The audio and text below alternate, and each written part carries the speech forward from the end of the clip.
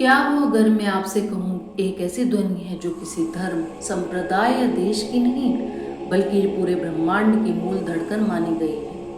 एक ऐसी ध्वनि जिसके बारे में ऋषियों ने कहा है कि सृष्टि उसी से प्रकट हुई है, उसी में स्थित है और अंततः उसी में विलीन हो जाती है।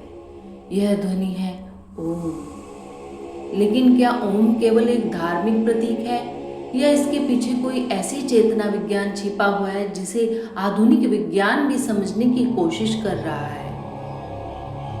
क्या कारण है कि हजारों वर्षों से योगी, ऋषि और साधक इसी एक ध्वनि को आत्म जागरण का द्वार मानते हैं? आइए आज ओम के इन्हीं रहस्यों को समझते हैं। अध्याय 1, सृष्टि के आरंभ में क्या था? ऋग्वेद के प्रसिद्ध नासदीय सूक्त में एक अद्भुत प्रश्न पूछा गया है। सृष्टि के आरंभ में क्या था? सृष्टि के आरंभ में न पृथ्वी थी, न आकाश, न दिन, न रात, न जीवन और न मृत्यु। केवल एक अनिर्वचनीय सत्ता थी, एक ऐसा मौन जिसे शब्दों में व्यक्त नहीं किया जा सकता। ऋषियों ने अनुभव किया कि उस मौन से एक प्रथम स्पंदन उत्पन्न हुआ। काश्मीर शैव दर्शन उसे स्पंद कहता है, वेदांत उसे शब्द ब्रह्म और उसी आत्मिक स्पंदन का प्रतीक है ओम। ऋषियों के अनुसार यह केवल एक शब्द नहीं बल्कि अस्तित्व की मूल कंपन का संकेत है। अध्याय 2, ओम में छिपी त्रिदेवों की शक्ति। ओम 3 ध्वनियों से मिलकर बना है, अ, उ, म। अ सर्जन की शक्ति, ब्रह्मा की शक्ति, नया जन्म और नई शुरुआत का प्रतीक है।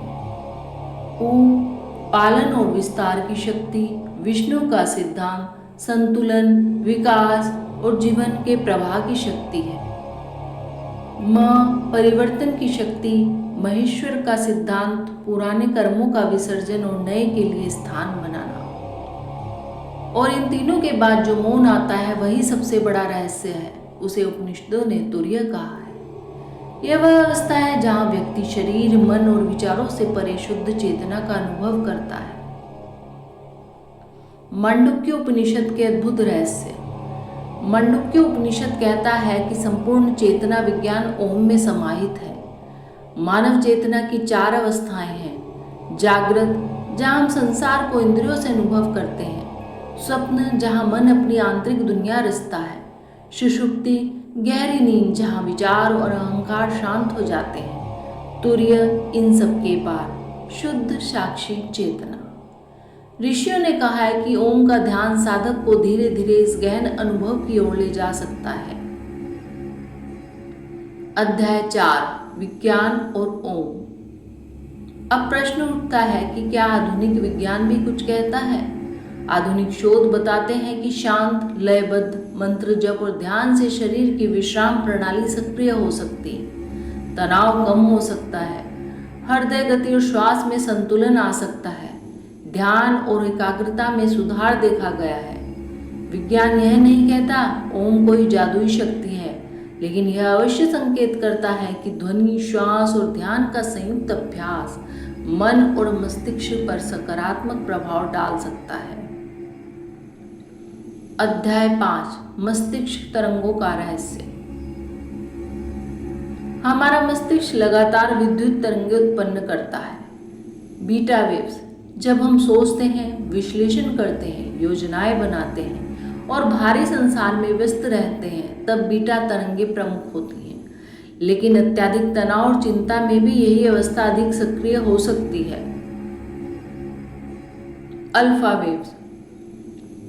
जब मन थोड़ा शांत होने लगता है और भीतर विश्राम का अनुभव होता है, तब अल्फा तरंगें बढ़ती हैं। यह ध्यान की ओर पहला द्वार मानी जाती हैं।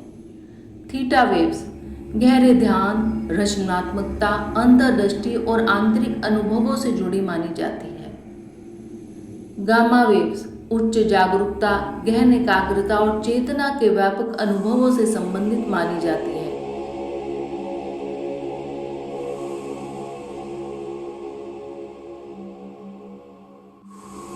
कुछ अनुभवी ध्यान साधकों में अधिक गामा गतिविधियां देखी जाती हैं।